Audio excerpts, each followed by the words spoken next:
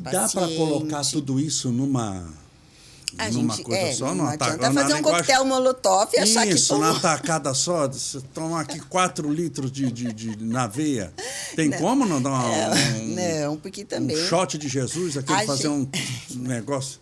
A gente em várias vezes? A gente vai por prioridades, né?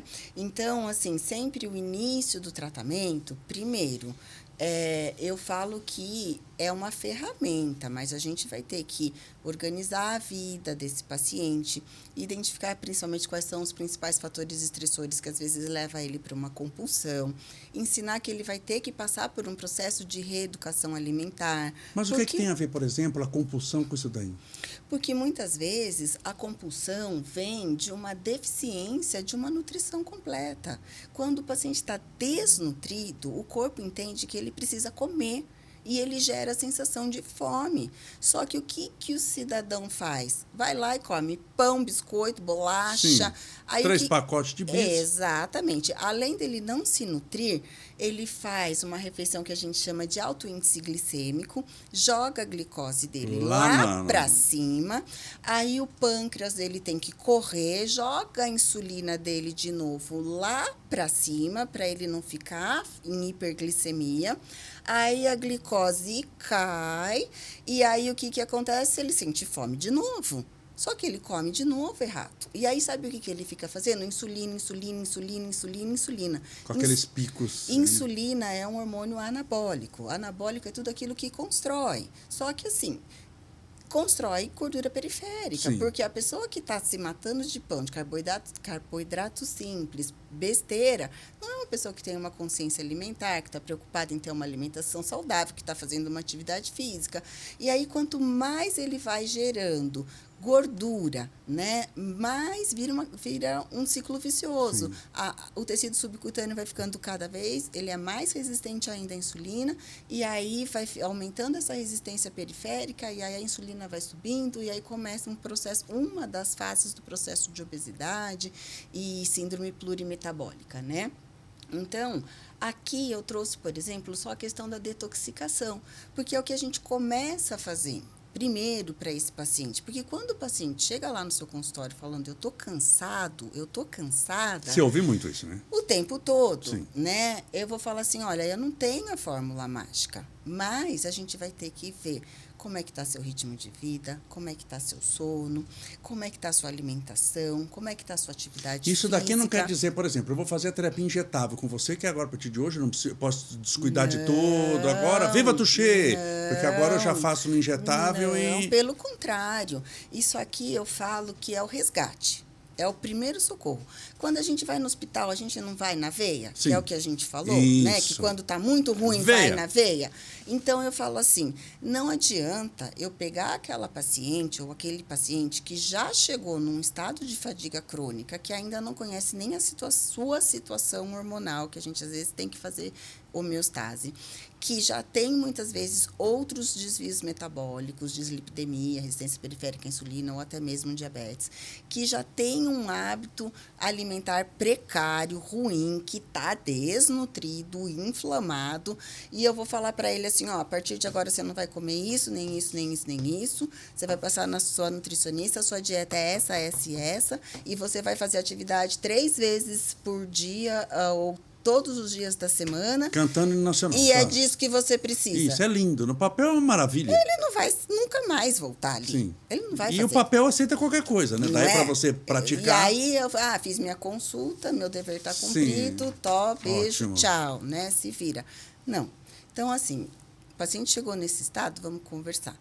Para você começar a ter energia, para você começar a eliminar as suas toxinas, para você começar a regular o seu metabolismo sem medicação, algumas vezes as medicações são necessárias, mas ao invés de eu te dar um antidepressivo e falar que você não tem força de vontade e que você é um procrastinador, que está meio na moda, vamos te ajudar? Vamos ver se os seus processos bioquímicos, metabólicos estão precisando de ajuda? Vamos otimizar o seu funcionamento mitocondrial, o seu ciclo de Krebs, oferecer tudo o que você precisa para você detoxicar e fazer um ciclo de Krebs de energia de produção de ATP. Isso te dá uma chance maior, lógico. Né? Aí a paciente começa a sentir energia. Aí ela volta no retorno e fala assim: ai, doutora, agora eu acordo, parece que eu tô viva. Doutora, antes eu chegava em casa e eu queria deitar e dormir e parecia que eu tinha morrido. Mas essa semana eu consegui levar meu cachorrinho passear. Essa semana eu consegui fazer uma marmitinha para eu levar melhor e comer melhor. Para dar um ânimo, no né, dia para a seguinte. pessoa. Então a gente tira o paciente do fundo do poço. Sim. Eu vou Isso já falar ajuda. assim, olha, não pode fazer direto? Pode. Tem altos executivos que vivem viajando, que têm Sim, uma vida que faz- corrida, que uma vez por semana, a cada 15 dias, quer ir lá e fazer um soro nutricional, que quer fazer um detox, sabe, enfiou o pé na jaca. Aí acaba ficando as linhas, né? Tá. Que a gente, enfim. Mas conhecendo o metabolismo, a gente vai ajustando. Então, às vezes, por exemplo, a gente sabe que o picolinato de cromo aumenta a secreção e a ação da insulina por si só, o efeito, entendeu? A gente sabe, por exemplo, que a própria vitamina D pode gerar energia. Eu tenho pacientes que vêm lá da zona sul de São Paulo, que vêm tomar a vitamina D dela injetável comigo aqui em São Bernardo. Ela fala assim, doutora, eu nunca mais eu quero ficar sem, porque se eu fico sem, eu sou outra pessoa, né? Então, a gente tem, por exemplo, precursores de neurotransmissores, onde a gente já usa o 5-HTP, a teanina, Ajuda a relaxar, que então, é um dormir melhor. Ajuda a dormir melhor, então. que a gente começa a induzir o sono, e aí a gente, às vezes, desmama um benzodiazepínico. O magnésio, a taurina, tem efeitos na diminuição da estabilidade cerebral. Então, a taurina está sendo associada até em usos de terapias anticonvulsivantes. Eu tenho uma paciente que eu brinco que ela foi começar a fazer uma injeção de algumas substâncias que a gente chama de anticompulsão. Tá. Aí era o primeiro contato dela. Ela ficou meio assim, tá, mas quis experimentar. Porque você vê uma coisa eficaz e eficiente, você fala, opa, pelo menos vou tentar, né? Ela falou, eu falei, olha, mas também assim, não é a pílula mágica, não vai ser uma injeção e aí você nunca mais vai ter compulsão na vida. Enquanto você estiver, tem um período que aquilo vai estar fazendo efeito, vai ser consumido. Então, as aplicações são semanais, neste caso. Faça pelo menos 4 semanas consecutivas e depois você avalia se você vai querer fazer ou não. Ela falou, eu quero fazer mais 3 meses, porque eu estou conseguindo fazer minha reeducação alimentar. Eu já marquei a minha nutricionista, que eu já tinha desistido de marcar, e eu estou perdendo peso, sem ficar tomando remédios mirabolantes, entendeu? Eu tenho uma outra paciente que ela é extremamente ansiosa, trabalha em banco. Acho que ela vai até se identificar, se ela estiver me assistindo. Aí ela falou assim, doutora, de repente minhas amigas falaram, o que está acontecendo com você? Você está diferente. Aí ela, é umas injeções que eu estou tomando lá na clínica da minha médica. Aí ela falou, já virou meme. Quem está muito estressado lá no dia de trabalho, vai tomar uma injeção lá com a doutora Flávia que você está estressadinho. E ela falou, e eu fico bem, e eu diminuo a minha ansiedade. Então, a gente consegue ajudar pacientes em processos de emagrecimento. A gente usa muito pré-bariátrico e pós-bariátrico, porque vem aquela fase pós-bariátrico que você só pode tomar líquido. Com certeza. Né? E aí você vai fazer. Entra numa escassez. Vai viver do no quê? deserto. Vai usar coenzima para fazer energia no ciclo. Sabe? Tem pacientes que falam assim, doutora, se eu soubesse, eu não tinha feito a bariátrica. Porque meu marido falou para mim que pelo menos antes eu era gordinha, eu era feliz. Agora eu não saio da cama. É claro. Teve uma paciente que até do nosso hall ali familiar, que fez bariátrica, ela não conseguia mais trabalhar. Ela falou assim, eu vou ter que parar de trabalhar. Ela trabalhava de babá. Aí eu falei, vem cá, vamos fazer uma reposição, um sorinho de nutrição completa, vai melhorar. No dia seguinte, ela foi trabalhar a pé. Ela saiu da casa dela e foi trabalhar a pé. E trabalhou o dia inteiro. E a gente foi modulando, repondo. E ela falou, nossa, filha, você estava desnutrida, só que o seu estômago está desse tamanho. Sim. Além de não caber uma quantidade suficiente de nutrientes, absorve menos ainda. pós-bariátrico, por si só, tem uma deficiência de absorção de B12, pela falta do fator intrínseco. A gente já viu que não existe energia sem B12. Já tem deficiência de absorção de vitamina D. A gente já viu que a vitamina D é um hormônio que regula, inclusive, genes supressores tumorais. Então, assim, aí a partir da fisiologia, de você ir conhecendo, aqui a gente falou do detox, pode passar o próximo, por favor?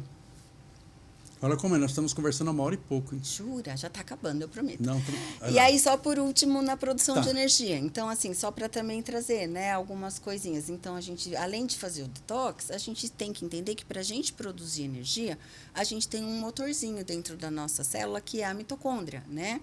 E ali acontece o que a gente chama de respiração celular. Então, aqui a gente precisa também de uma série de substâncias, né?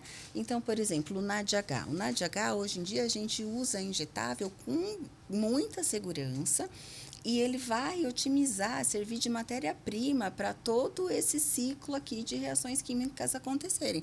A gente pode, inclusive, colocar NADH em comprimidos subcutâneos, em implantes subcutâneos, né, para ajudar na produção de energia. Sim. Quando a gente vai, por exemplo, falar do ciclo da metionina, né, que é um aminoácido que a gente viu lá no detox, Sim. que era necessário para várias reações, para esse próprio ciclo da metionina acontecer ali, ó, olha só, a gente precisa da B12, a gente precisa da B6, a gente precisa do folato, né? Do metilfolato, que é a B9 metilada, né? Então, nessa cadeia aí, por exemplo, a gente tem a homocisteína. Então, muitas vezes, o médico pede lá a dosagem de homocisteína. Nem sabe para que serve. Está elevado. Está elevado, ainda que 16 para a mulher já é considerado elevado, mas está dentro dos padrões normais de laboratório. Então, a gente sabe já que a homocisteína elevada, ela está relacionada a risco cardiovascular, a processos inflamatórios crônicos no nosso organismo. E muitas vezes, se a gente só repuser vitamina B6, a gente destrava esse ciclo de reações Sim. químicas aí, ó, em que a gente, na verdade, consegue, até quando a gente continua esse ciclo de reações químicas mais para cá, a gente gera glutationa, que era o nosso antioxidante endógeno, que inclusive a gente tem glutationa injetável, né? Então, aqui eu trouxe 2 ciclozinhos básicos, bioquímicos, com algumas reações, só para a população ter, assim, uma mente visual, porque muitas vezes falar em reações químicas é um pouquinho difícil, mas só para você conhecer o que é um processo de detoxicação hepática, o quanto depende daquilo Sim. de nutrientes, né? Como que produzir energia dentro da nossa célula também depende de muitos elementos, né? E que conseguir todos esses elementos no nosso dia a dia, de uma forma espontânea, é difícil, né?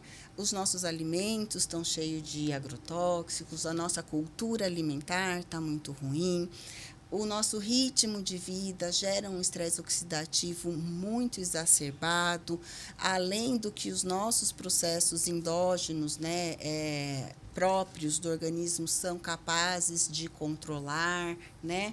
Então, poder dar essa ferramenta para aquela paciente que está esgotada, que está oxidada, que está cansada, que precisa otimizar essa mitocôndria, que precisa equilibrar esse estresse oxidativo, eu, depois que descobri que tudo isso existia, eu me vi na obrigação de, pelo menos, ou falar, olha, isso existe.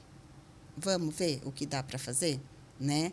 E aí eu incluí isso no meu rol de terapias na abordagem das minhas pacientes. Nosso podcast sempre é pensado em você. E escreva nos comentários que assunto você gostaria que nós fizéssemos um podcast novo.